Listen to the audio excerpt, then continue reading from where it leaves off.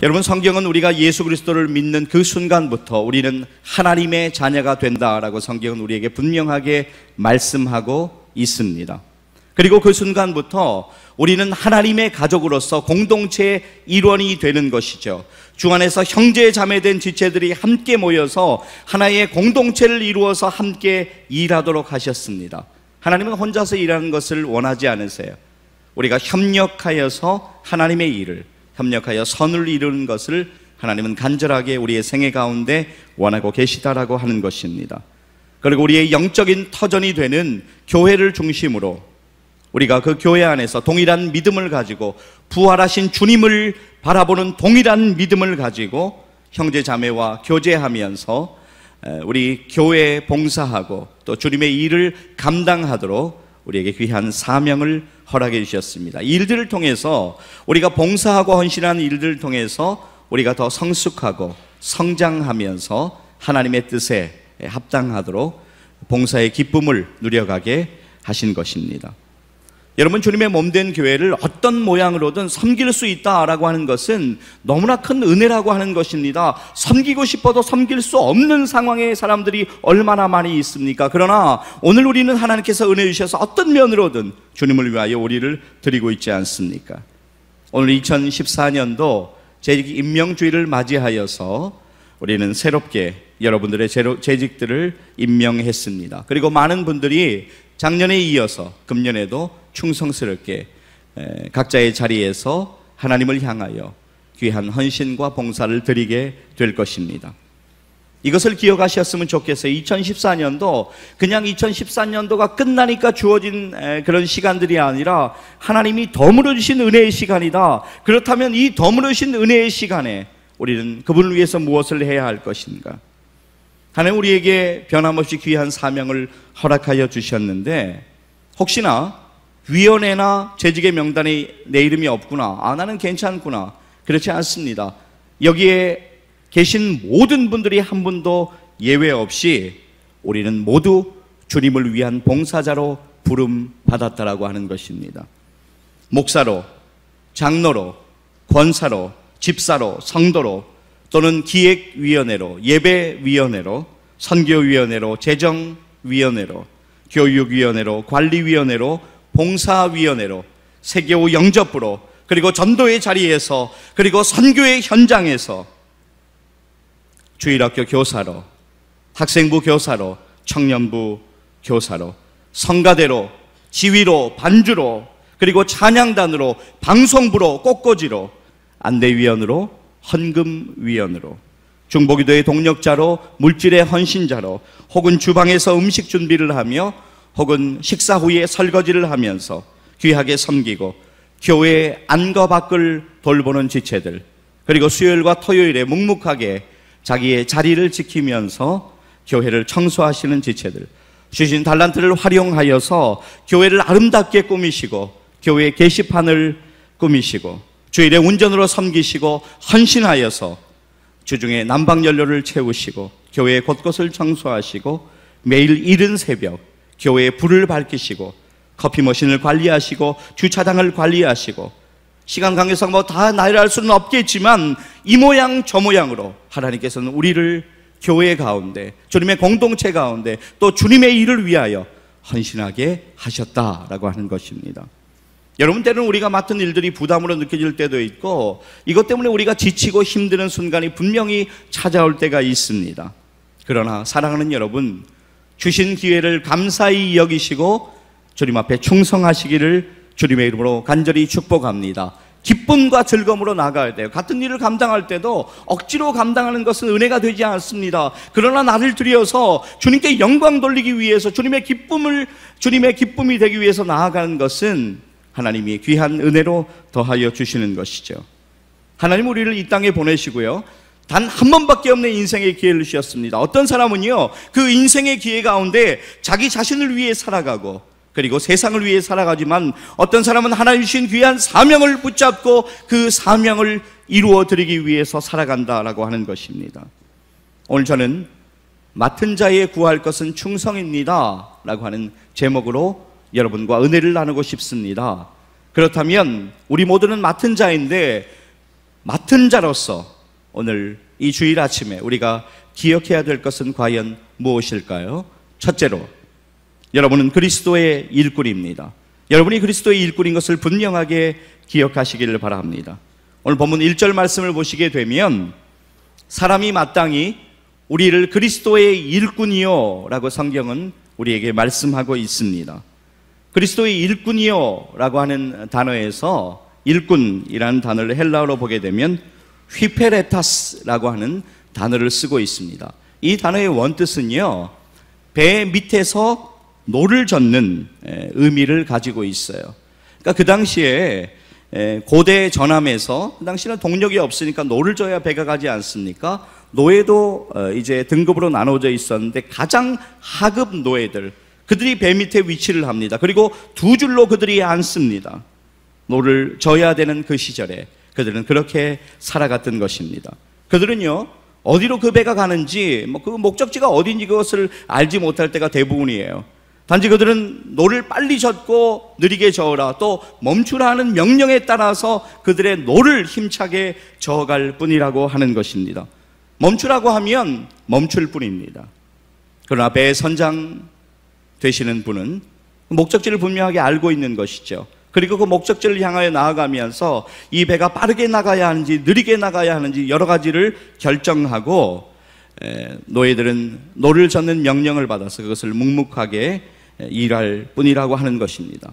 중요한 것은 배의 방향도 목적지도 선장에게 달려있다라고 하는 것이에요. 노예들이 그것을 결정하는 것이 아니라고 하는 것입니다. 여러분, 오늘 중요한 것이 있다면 오늘 저와 여러분의 신분이 무엇인가라고 하는 것보다 중요한 것은 오늘 저와 여러분이 과연 누구에게 속해 있는가라고 하는 것이 중요하다라고 하는 것을 기억하시기를 바랍니다.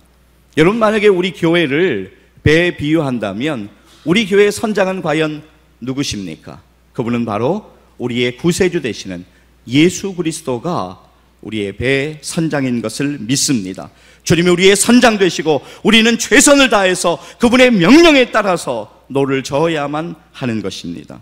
사랑하는 여러분, 우리 다 함께 겸손과 헌신된 마음으로 주님이 명령하심에 따라서 그리스도의 일꾼으로 함께 한 마음으로 노를 젓기를 간절히 소망합니다. 여러분, 결코 잊지 마십시오. 여러분이 주인이 아닙니다. 선장 되신 예수님이 주인 되신다라고 하는 것이에요. 그럼 여러분은 무엇이냐? 여러분의 직분은 바로 그분의 일꾼이라고 하는 것을 기억하시길 바랍니다. 그리스도의 일꾼으로서 더욱더 2014년도에 주님의 몸된 교회를 위해서 일하시고 달려가시기를 바랍니다. 혹시 주님의 일꾼으로 일하다가 방학을 하신 분들이 있나요? 그렇다면 이젠 방학을 멈추시고 일하는 자리로 돌아오시기를 바랍니다. 그리스도의 일꾼으로 일하시는 중에 여러분, 시험을 당한 지체들이 있으세요? 그리스도의 능력 의지에서 기도하고 이겨내서 그리스도의 일꾼으로 사명을 아름답게 감당하고 다시 일어나시기를 축복합니다. 저는 사역의 현장에서요, 임종을 준비하는 많은 분들을 만날 기회가 있습니다. 근데 정말로 안타까운 것은 일부 예배도 말씀드렸지만 제가 아마 가슴이 찢어진다, 가슴이 여며진다라는 표현이 딱 맞는 것 같아요. 그분들이 이런 고백을 할 때 참 아주 너무나 가슴이 아픕니다. 목사님, 내가 건강했을 때, 내가 정말 기회 주어졌을 때 하나님을 위해서 내가 섬기지 못한 게 정말 안타깝다고, 이제 하나님의 부르심을 얼마 이제 남지 않은 이 시점에 그것이 안타깝다고 고백하는 지체들을 바라볼 때 너무나 저도 안타까움을 금할 길이 없습니다. 사랑하는 여러분, 그렇습니다. 인생의 기회는요, 단 한 번뿐이라고 하는 것입니다. 그렇다면 여러분은 그 기회를 그냥 흘려보내시겠습니까? 주님을 위해서 그리스도의 일꾼으로 살아가시기를 바랍니다. 주신 기회를 절대로 놓치시지 마시기를 주님의 이름으로 축복합니다. 하나님이 덤으로 주신, 하나님이 은혜로 주신 2014년도 저와 여러분 그리스도의 일꾼으로서 열심히 주님을 위해 일하기를 주님의 이름으로 간절히 축복합니다. 둘째, 여러분은요, 하나님의 비밀을 맡은 청직이라고 하는 것을 분명하게 기억하십시오. 본문 1절 말씀 다시 한번 보실까요? 우리 같이 한번 읽습니다. 시작. 사람이 마땅히 우리를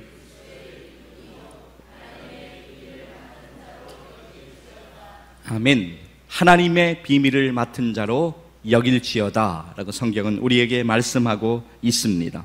하나님의 비밀이라고 하는 것은요, 하나님의 구원 사역과 하나님의 경륜을 말씀하고 있습니다.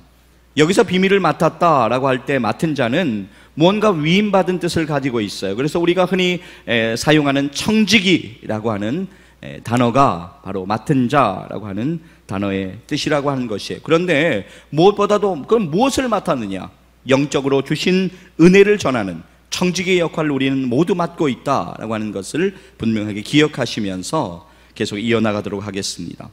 여러분, 앞쪽에서 일꾼이라고 제가 표현하는 단어는 아주 낮은 노예의 신분을 가지고 있는 그 당시의 상황을 반영해서 이야기한 것이라고 말씀을 드렸습니다. 그런데 지금 1절 후반부에 나오는 맡은 자라고 하는 것은 중간자적인 입장이에요. 어느 정도 권한이 부여되어 있다라고 하는 것입니다. 그 면에서 서로 대조를 이루고 있지만 그러나 한 가지 공통된 점이 있습니다. 그것은 무엇이냐면 일꾼도 청지기도 모두 하나님의 종이고 그리스도의 종이라고 하는 것을 우리는 기억할 필요가 있습니다.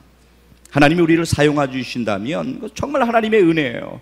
여러분, 하나님께 어떤 면으로도 우리가 사용될 수 있다, 쓰임받을 수 있다라고 하는 것은 정말 하나님의 놀라운 축복이라고 하는 것입니다. 교회에 여러 가지 일들이 있을 때 여러분이 먼저 교회를 돌아보고 그 일들 가운데로 나아가시기를 바랍니다. 스위스의 크리스찬 내과 의사인 폴 트루니에는 모험하시는 하나님이라는 책에서 하나님은 정말로 모험하시는 하나님이다라는 이야기를 합니다. 그러면서 이런 이야기를 해요. 하나님이 만물을 창조하시고 만물 가운데 하나님의 형상을 닮은 인간을 창조하신 것은 하나님의 모험이었다. 그리고 독생자 되신 예수 그리스도를 이 땅에 보내신 것은 인간을 위해서 이 땅에 그분을 보내신 것은 하나님의 모험이었다. 이 땅에 오신 예수 그리스도께서 십자가에 죽으셨음에도 불구하고 그러나 우리 인류의 죄악을 씻어주시기 위해서 우리의 죄를 대속해 주시기 위해서 그 아들을 십자가에 못 박혀 물과 피를 쏟고 죽게 하심도 하나님의 모험이었다라고 그런 이야기하고 있습니다. 사랑하는 여러분, 정말 바람 앞에 흔들리는 촛불 같은 연약한 것이 우리의 인생이지 않습니까? 정말로 연약하고 부족한 우리들에게 하나님이 어떤 면으로든 일할 수 있도록 우리에게 무언가를 맡기심도 하나님의 모험이지 않을까요? 하나님이 나를 부르시고 계심을 분명하게 믿는다면 오늘 우리는 과연 무엇을 해야 할까요? 사랑하는 여러분, 하나님 앞에 기도하십시오. 하나님이 여러분의 사명을 발견하게 하실 거예요. 그리고 여러분에게 힘 주시고 능력 주실 거예요. 청지기로서의 역할은 우리의 힘으로는 감당할 수 없습니다. 하나님이 은혜 주시면 감당할 수 있다라고 하는 것입니다. 때로는 여러분의 몸이 피곤할 수 있어요. 여러분의 물질도 들어갈 수 있어요. 여러분의 시간도, 여러분의 여러 가지 것들이 들어갈 수 있습니다. 사용될 수 있어요.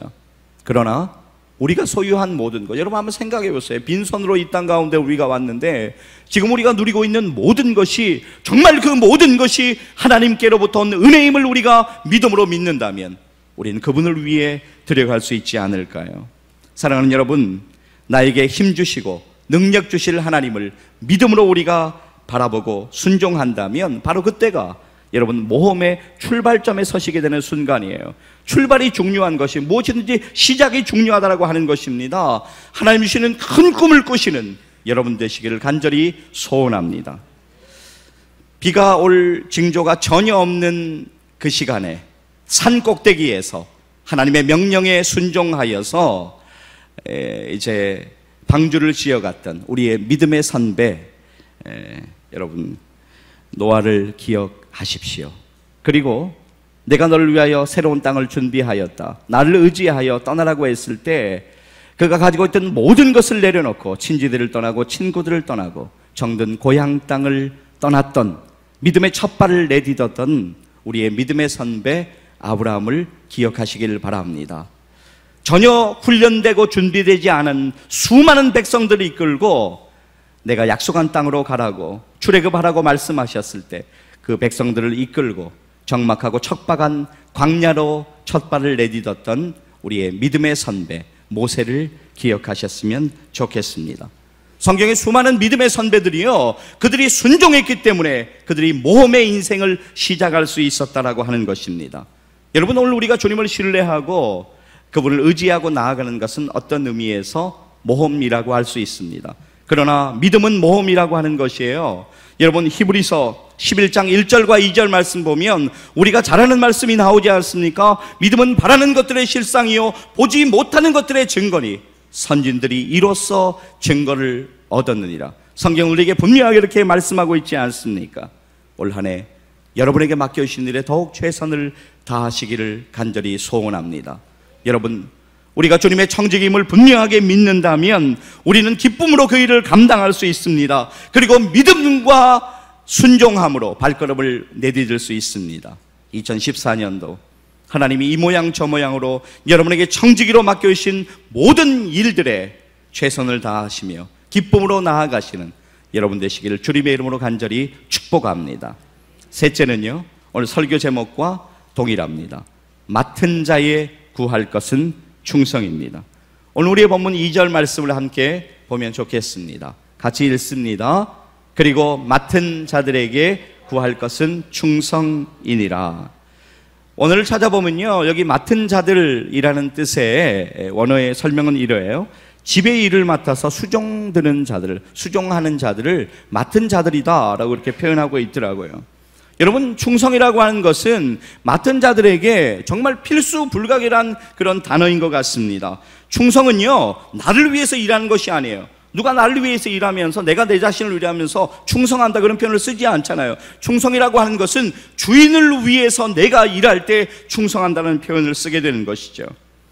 오늘 본문의 충성이라고 하는 단어는 오늘 재직 임명주의를 맞이해서 오늘 새롭게 임명받으신 재직 여러분들, 아니면 작년에 이어서 금년도에도 봉사하시고 헌신하시는 여러분들에게만 해당되는 이야기는 전혀 아닙니다. 오늘 그리스도를 구세주로 믿는 모든 분들에게 동일하게 해당되는 말씀이라고 하는 것입니다. 왜냐하면 우리는 각자의 믿음의 분량에 따라서 하나님이 맡겨주신 역할들, 청지기로 부르심을 받았기 때문입니다. 베드로전서 2장 9절 말씀을 우리 같이 한번 보셨으면 좋겠어요. 우리 같이 한번 읽습니다. 시작. 그러나 너희는 택하신 족속이요 왕같은 제사장들이요 거룩한 나라요 그의 소유가 된 백성이니 이는 너희를 어두운 데서 불러내어 그의 기이한 빛에 들어가게 하신 이의 아름다운 덕을 선포하게 하려 하심이라. 성경은 그렇게 말씀하고 있습니다. 우리 모두를 불러주신 하나님의 은혜를 날마다 찬양하시기를 바랍니다. 이제 여러분이 할 일은 무엇인가요? 그렇다면 주님이 우리를 불러주셨어요. 그렇다면 우리는 신실하게 그분께 인정받을 수 있도록, 그분이 완전히 우리를 신뢰하실 수 있도록 최선을 다하여 나아가면 되는 것입니다. 맡은 자는 주님의 명령에, 주인의 명령에 충성하면 되는 것입니다. 우리가 흔히 봉사할 때 쓰고 남은 시간, 쓰고 남은 물질, 쓰고 남은 달란트 이런 것들을 들여서 주님 앞에 봉사한다라는 개념을 가지고 있는 것 같아요. 그러나 그렇지 않습니다. 주님은 우리의 희생 제물을 원하신다라고 하는 것입니다. 십자가에서 물과 피를 쏟으시면서 저와 여러분을 위해 죽으신 그분께서는 여러분이 온전히 희생하기를, 처음 것을 드리기를 원하신다라고 하는 것을 분명히 잊지 마시기를 바랍니다. 여러분의 가장 최선의 것을 그분께 드리십시오. 그런데 여러분, 우리는 여러 가지 교회 일로 섬기고 주님의 일을 한다고 하면서 다른 사람의 판단이나 말에 시험받을 때가 사실은 많이 있습니다. 여러분, 제발 흔드는 자나 허는 자가 되지 마시기를 바랍니다. 본래 흔드는 일은요, 사탄이 하는 일이에요. 누가복음 22장 31절을 보면 예수님은요, 시몬 베드로에게 이렇게 말씀하고 있습니다. 시몬아, 시몬아, 보라, 사탄이 너희를 밀가부르듯 하려고 요구하였으나 사랑하는 여러분, 허무는 자가 아니라 세우는 자가 되시기를, 주님의 동력자가 되시기를 주님의 이름으로 간절히 축복합니다. 여러분은, 저와 여러분은 정말 지체들을 비판하고 또 책망하고 그러는 대신에 지체들을 위로하고 격려하는 일을 했으면 좋겠습니다. 저는 사역의 현장에서 종종 이런 일을 경험합니다. 정말 주님 앞에 충성되이 헌신하고 봉사하다가 번아웃 되시는 분들, 그런데 대부분의 경우는 사람들의 판단이나 말에 의해서 실족하여 그 일을 멈추는 일들이 많이 있다라고 하는 것입니다. 때로는 교회에서 봉사하다가 여러 가지 상처로 인하여서 그 일들을 멈추고 다시는 그쪽으로, 그 일로 돌아오지 않는 지체들을 만나기도 합니다. 그러나 여러분, 중요한 것은요, 다른 사람의 판단이나 말에 좌우되지 마시기를 바랍니다. 중요한 것은 주님이 우리를 어떻게 판단하시는가 하는 것입니다. 이런 말씀을 드린다고 이제 내 마음대로 하면 되겠구나 라고 하는 것은 아니에요. 우리 교회 공동체는 분명하게 주님이 허락하신 질서가 있고 균형과 조화가 필요합니다. 그러나 중요한 것은 사람의 판단이나 말에 시험당하여서 여러분이 해야 될 일을 절대로 멈추시지 말라고 하는 것입니다. 오늘 우리의 본문은 2절까지였는데요. 우리의 본문 바로 뒤에 있는 3절 말씀을 여러분 성경 혹은 화면을 보면서 한번 3절을 보실까요? 같이 읽습니다. 시작. 너희에게나 다른 사람에게나 판단받는 것이 내게는 매우 작은 일이라 나도 나를 판단하지 아니하노니. 성경은 말씀하고 있어요. 내가 주님의 일을 할 때 다른 사람이 이렇다 저렇다라고 한다고 해도 다른 사람의 판단은 작은 것이다. 바울은 그렇게 분명하게 말씀하고 있습니다. 그런가 하면 갈라디아서 1장 10절에서 바울은 이렇게 말씀합니다. 이제 내가 사람들에게 좋게 하랴 하나님께 좋게 하랴 사람들에게 기쁨을 구하랴. 내가 지금까지 사람들의 기쁨을 구하였다면 그리스도의 종이 아니니라. 사람들의 시선을 너무 의식하지 마십시오. 사람들의 어떤 판단이나 말 때문에 여러분이 해야 될 일을 그만두지 마십시오. 오직 주님이 저와 여러분을 판단하시고 우리를 칭찬하여 주실 것입니다. 사람이 안 알아주면 좀 어떻습니까? 주님이 우리를 알아주시는데요. 오늘 우리의 본문 뒤쪽에 있는, 조금 뒤쪽에 있는 고린도전서 4장 5절 말씀 한번 보실까요? 5절입니다. 같이 한번 읽습니다. 시작. 그러므로 때가 이르기 전 곧 주께서 오시기까지 아무것도 판단하지 말라. 그가 어둠에 감추인 것들을 드러내고 마음의 뜻을 나타내시리니 그때 각 사람에게 하나님으로부터 칭찬이 있으리라. 아멘. 성경 요한계시록 22장 12절은 이렇게 말씀합니다. 보라 내가 속히 오리니 내가 줄 상이 내게 있어 각 사람에게 그가 행한 대로 갚아주리라. 사랑하는 여러분, 이제 우리 모든 것을 주님께 좀 맡겼으면 좋겠어요. 사람에 의해서 내가 좌우되는 것이 아니라 주님께 모든 것을 맡기고 다만 우리가 할 일은 맡겨주신 자에게, 맡겨주신 자가 할 일은 충성이라고 하는 것을 기억하시길 바랍니다. 맡은 자에 구할 것은 충성입니다. 하나님의 시간에, 하나님 앞에 서는 그 시간까지 여러분을 지혜롭게 준비하셨으면 좋겠습니다. 오늘도 충성하세요. 내일도 충성하세요. 하나님 앞에 서는 날까지 충성하시고 하나님 앞에서 칭찬받는 우리 모두 되기를 주님의 이름으로 간절히 축복합니다. 제2차 세계대전이 끝났을 무렵에 프랑스의 스트라스부르라고 하는 지역에 있는 한 교회에서 교회 중직자들이 어떤 안건을 놓고 한자리에 모였다고 합니다. 이들이 안건을 놓고 고민했던 것은 그 교회 마당에 예수님 동상이 하나 있었대요. 그런데 전쟁의 와중에 폭격을 받으면서 그만 예수님 동상에 있던 두 팔이 떨어져 나가버린 것입니다. 전쟁이 끝나고 이제 교회를 복구하고 수리하는 가운데 마당에 있는 예수님 동상은 과연 우리가 어떻게 처리해야 될 것인가 라고 하는 것을 가지고 중직자들이 함께 고민하는 시간을 가지고 있었다고 합니다. 떨어져 나가버린 두 팔 부위만, 그 팔만 복원해서 다시 붙일 것인가, 아니면은 동상 전체를 이제 다시 새로운 동상으로 세울 것인가 라고 하는 고민을 하고 있던 차에 회의에 참석했던 한 신자가 이런 제안을 내놓았습니다. 폭격에 맞아서 두 팔이 떨어져 버린 예수님의 동상을 그대로 그 자리에 그대로 두자라는 의견이었습니다. 그 대신에 한 가지의 교훈을 위해서 그 밑에다가, 동상 밑에다가 이런 글을 붙이자고 그런 제안했다고 합니다. 예수님은 당신의 손과 발이 필요합니다. 사랑하는 형제 자매 여러분, 여러분이 바로 2014년도에 그리고 여러분의 생애 가운데 예수님의 손과 발이 되시지 않겠습니까? 주님은요, 여러분의 도움이 없이도 역사를 주관하시고 만물을 다스리시고 섭리하시는 분이십니다. 그러나 그분께서 우리에게 기회를 주셨어요. 우리에게 일할 수 있는 기회를 주셨습니다. 여러분 과연 어떻게 하시겠습니까? 예수 그리스도의 보혈로 나를 구원하신 하나님께서 이 땅 가운데 우리 각자에게 귀한 사명을 허락하여 주셨습니다. 그 사명이 무엇인지를 깨닫기 위해서 기도하시길 바랍니다. 하나님이 주신 거룩한 꿈을 여러분이 품으셨으면 좋겠어요. 그리고 주여 내가 여기 있나이다, 나를 사용하여 주시옵소서 라고 주님 앞에 여러분을 드려갔으면 좋겠습니다. 사랑하는 여러분, 오늘 설교의 결론은 너무나도 명확합니다. 맡은 자에 구할 것은 충성입니다. 그렇다면 한평생 주님이 원하시는 순종의 삶을 사시면서 인생의 우선순위를 주님을 위해 충성하며 그렇게 사시겠습니까? 기도하시겠습니다.